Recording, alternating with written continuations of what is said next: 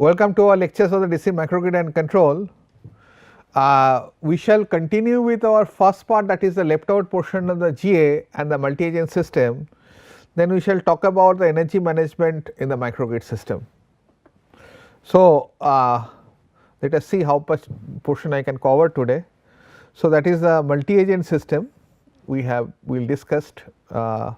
Thereafter MAS, that is a multi-agent systems, is application in the microgrid.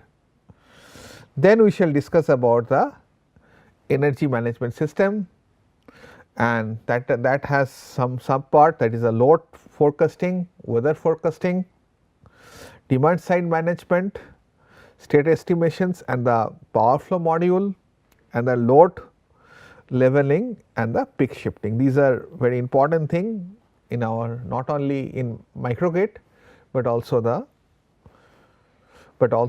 your normal applications, but also in a normal grid. So, let us continue with our portion of the GA, that is genetic algorithm. So, which was left out in our previous lectures. The performance evaluators rates the chromosome by assigning a fitness value. So, you have to, every chromosome will be tested. Let us say you want to calculate the square of the functions. So, if you give 5, it should give you 25. So, you will accept that 2% error maybe. So, if the value is 24.68, then it is not fitted with it, you reject that value. If the value is 24.99, you accept it, as simple as that. So, that is the case. The value indicates how good the chromosome is in the controlling the dynamic plant to flow the reference signal. So, you will select those chromosome only. The learning algorithm may use to set the rules in the form of the condition then actions. You had a FLC, that is called if then logic, and here you have a condition then action. If this is a condition, then this is the action. Overshoot is more, then reduce the overshoot. If your settling time is high, reduce the settling time, increase again. The controlling for controlling the plant. The desirable actions will be performed by control action producer when it is satisfied, that is the fitness value. There is a settling time you have achieved within this, you got a peak overshoot within the 2%, fine, then you say that finish. And GA can effectively use to adjust the parameter of the microgrid controller, for example, PI. The overall control framework for this purpose is shown in figure 3b. So, that was in your previous slides. Now, let us talk about the multi-agent system. So, the multi-agent system, it is something very great amount of importance in our microgrid, DC microgrid or AC microgrid, because you have different stakeholders, and the point one microgrid was a net consumer can be the net producers. So, and this entity also the time dependent, it is not fixed. Today most of the houses are the consumers, but in case of the microgrid they are also sellers, and they can have a energy storage element. So, it is a multi-agent system and agent change their behavior, that is the one of the unique features of our microgrid. The MAS, that is the abbreviation of the multi-agent system, is comprising the 2 or more intelligent agent followed by the specific task. The multi-agent systems technology is widely used in planning monitoring, controlling and the automation system. So, that is the very useful for our modern way of living. In microgrid control, the structural flexibility, that means a source can be turned into the load and vice versa, that is the structural flexibility, and having a degree of intelligence are highly important. So, you have to incorporate into the knowledge that yes, this is possible.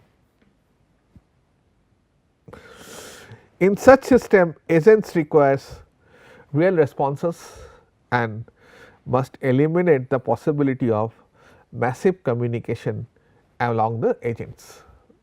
So, an agent can be considered as an intelligent entity which is operating in the environment with a degree of autonomy, specific goals and knowledge. An agent can alter the environment by taking some actions and can autonomously in response to the environmental changes. So, that is also possible. You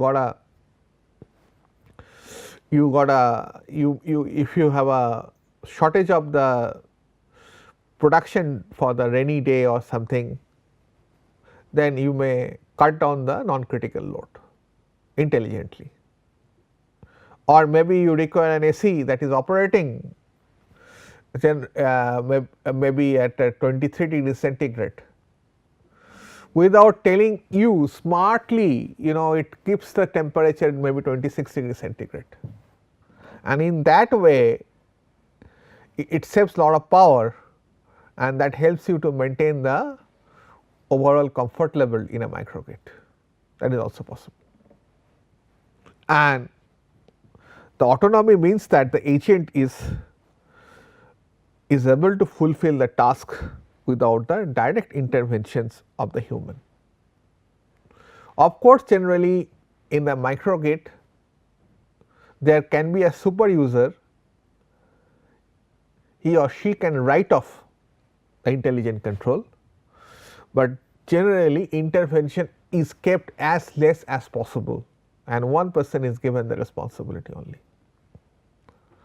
So, you do not have direct human intervention and smartly it can implement the control, and the environment and the environment is everything, the system, hardware, software external to the agent. So, that is something we have a multi agent system. And so, MAS application in the microgrid power management, this is one of the very important topic to understand. For designing a decentralized power control system in the microgrid, intelligent MAS method can be considered and is an effective solution also. For decentralized power management, 4 kind of agents are considered.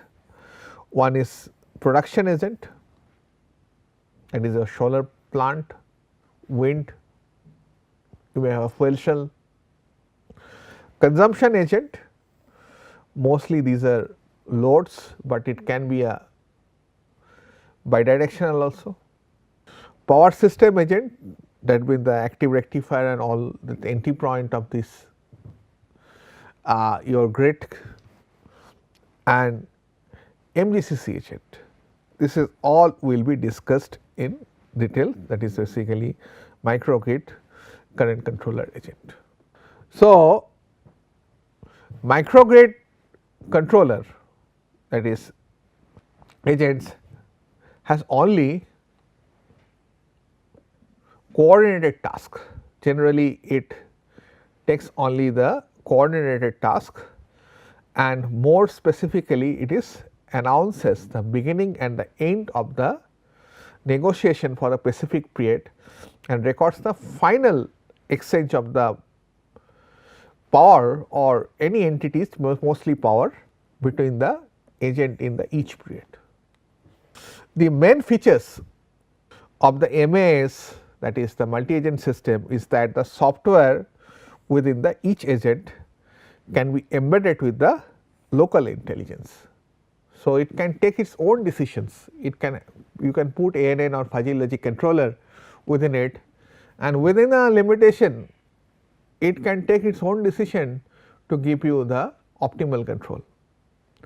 Each agent uses intelligence to determine the future actions and independently influence the total environment. So, it is a critical load. If it finds that generation is more,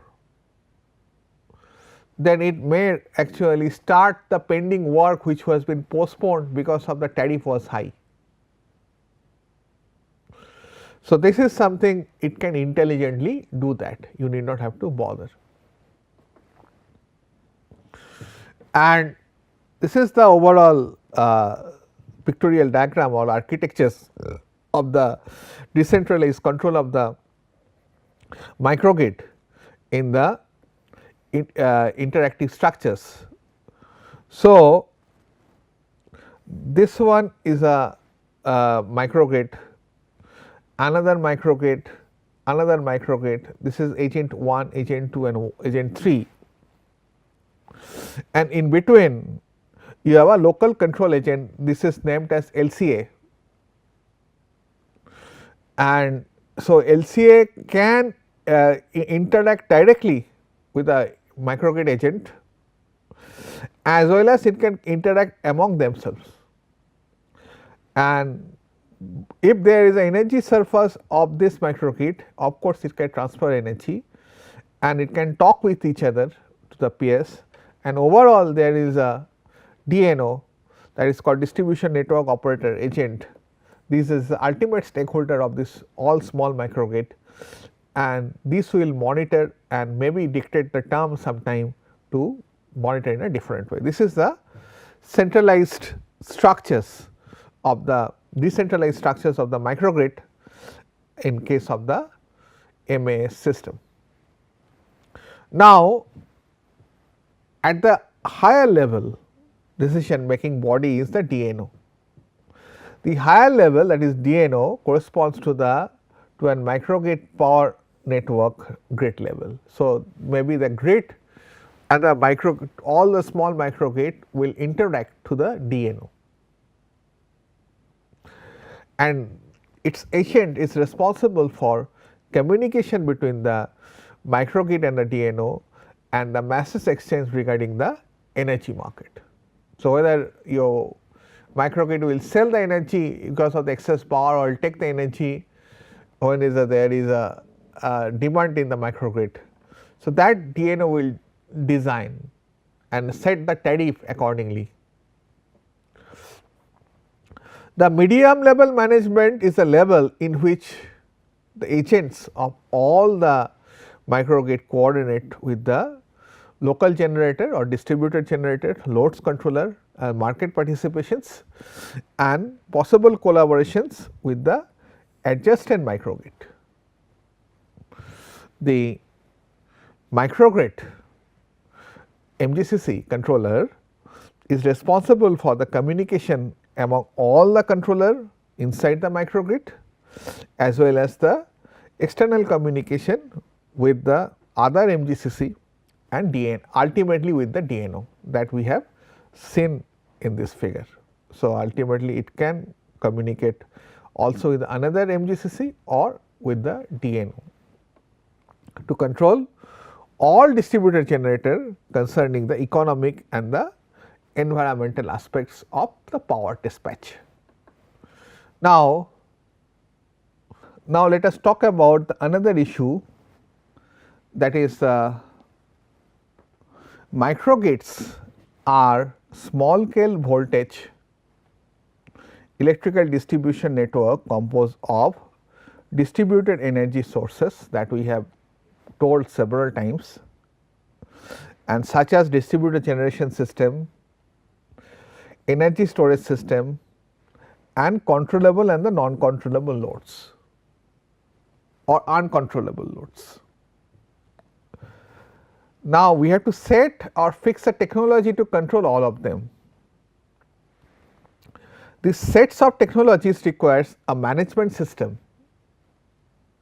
So, this is a power management system of the microgrid, supervising, controlling and planning. Sometimes we require to plan, because you know that in night there won't be any solar.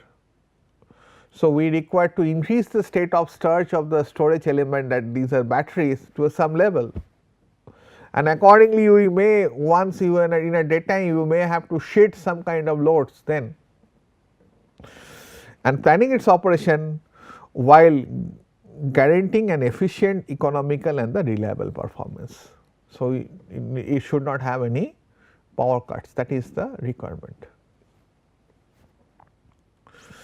And then what? Forecasted data can be used to schedule the operations of the distributed generations. When you have a forecasted data that solar will be this much of generations, wind will be this much of generations, and the ESS during the finite operations, finite operating horizons, and the mismatch will be fed into or taken from the storage element in agreement with the forecasted loads consumptions with the renewable generation. So, forecasting is one of the major part of the microgrid, and we require to have a forecasting quite reliably, otherwise whole system can be messed up. Now, the estimated electrical variables such as the nodal voltages and the branch current must be within the technical limits. So, we generally apply the droop control in case of the DC microgrid. So, how much amount of the droop will be allowed in case of the environmental changes, that has to be in a technical limit, as well as the stability and the frequency regulation if it is a AC microgrid of the electrical distribution systems that compose the microgrid. Since the management functionalities of the microgrids deals with issues of the different technical areas, time scales and also infrastructure level. So, you may have time scale that has to be sustained for 1 hour, and it may be 6 hours somewhere, and also different kind of infrastructure. If it is a hospital, you got a lot of critical loads, and if it is a mall, then you have a very small amount of critical loads, mostly in lifts, or you may have emergency lights up to some extent. So, then infrastructure level also will take a clause of your control system, and so we require a hierarchical control schemes has been widely accepted as a standardized solutions. So, who will control what? Local control will be there, some extent if it is a communication between two microgrid.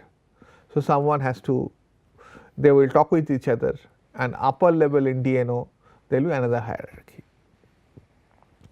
So, adoption of the hierarchical control schemes become more relevant. Please note our different kind of control system, master slave, peer to peer and hierarchical control. So, what we are saying in the multi MA system, you got the hierarchical system that has found to be advantageous, and the control scheme becomes more relevant when it is used to analyze the different processing time required to execute the main process at such control level. And for this reason, we require to cut the autonomy in the peer to peer network, and it cannot operate in a master slave board, because all the burden will be on the central system. And for this reason, we require to delegate the power. Some will be taken by the local administration, something like that, and some will taken at the central level. So, same way we have a hierarchical protocol in case of your in case of your also the power management system for the microgrid. First, fast dynamic control of voltage and frequency of the DER unit is used to maintain the system stability. distributed energy resources, that consist of the generations and the storage element, it will be used for the maintaining the stability. The second, a slower dynamic control is deployed for the long term economic dispatch. And then the idea behind these control levels is that each level operates within own. So, it depends on the processing time, you got a data inputs, and you got an infrastructure requirement, whether how many critical loads are there and how much power cut you can allow for the small interval of time, or how much you can allow to change over. These are the issues. In general, the hierarchical control schemes comprises the three different levels. The primary levels responsible for local control of the energy distributed energy resources, and the second level generally it deals with the primary deviations in the variable of the frequency and the voltage. In AC microgrid, these are frequency and voltage. In DC microgrid, it is the voltage, and thus you got an advantage. The tertiary level, which also known as the energy management system, that is EMS, which introduce the intelligence to the system to manage and coordinate the operation optimal power flow between the different microgrid as well as the main grid. So, that is called the tertiary level of control. Now, what we are talking about in much detail, that is the energy management system. It is a holistic information based on forecasting, load sharing, load forecasting, weather forecasting, planning, all are the entities of the energy management system. So, an EMS, that is energy management system, can be defined as comprehensive, automated. No one does, no human being, but you can employ the human beings right options, but it is generally automated, and real time system used for the optimal scheduling and management of the DES and controllable loads operating within the electrical distribution system. So, there are uncontrollable load also. So, that is something we require to understand which are the uncontrollable loads, and that also we require to take a purview of something in a controllable loads. The EMS provides the data management, grid informations, supervisions and control over the automated DGs and ESS that compose a microgrid. Now, let us talk about the energy management system and what are the entities and the scope of the energy management system. The main functions of the energy management systems are, these are the follows: maximize each customer's energy availability and thus increasing the system reliability. So, you are required to say no to the load shedding, and if you are saying this thing to the rural India, please see that what kind of achievement you are going to achieve, where getting power was a challenge. Minimizing energy losses.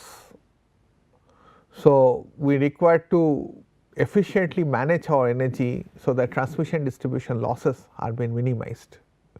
And there are many issues, not only electrical issues, there are also issues related to the commercial aspects, and that required to be also minimized. Operational costs, gas emissions and the fuel consumption. If you have a support of the DGs, and that increases the costs, diesel generator, not distributed generator. and that will emit and pollute your neighborhood, and this is also a cause of concern. Minimizing the issue of the renewable energy, maximizing the usage of the renewable energy and minimizing the use of the fuel based power,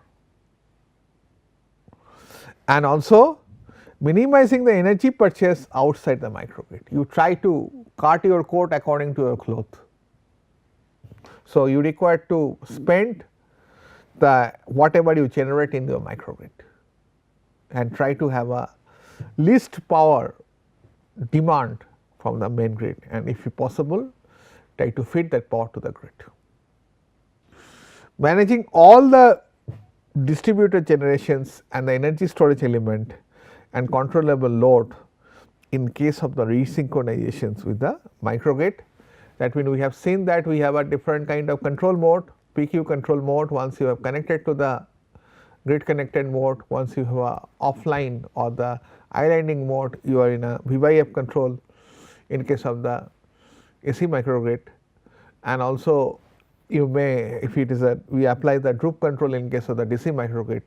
Those all manage, some portion of it can be have a droop control, some portion, the portion which you fail to make it a DC microgrid can be a AC microgrid, and thus you go for the V by F control. Now, what are the typical applications of this energy management system, that is EMS? Require data, we require a lot of input data and require a very fast processes, that is a two requirement, and thus require huge amount of transducers. First, forecast the non-dispatchable generator units. This is generally the renewable sources, how much solar will generate, how much wind will generate, that you should have a data. Forecast of the electrical and the thermal loads. Thereafter, energy pricing. Unfortunately, in India, for the domestic purpose our pricing is same. We do not bother to actually add on more consumption even at the peak hours, but we require to have a dynamic energy pricing depending on the availability of the energy and the state of the charge of the storage element, it is a battery. Operational and the security and the reliable constraint of the network. So, if whether it should not be hacked by the hackers or the terrorists, so that all those problems may come up and mess up. Informations about the common coupling point at the main grid, that also to be known. All the data is gathered by the EMS, is deployed to set the control actions by the different kind of controller, and mostly we prefer in this case hierarchical control. And the objectives of this actions are to reduce the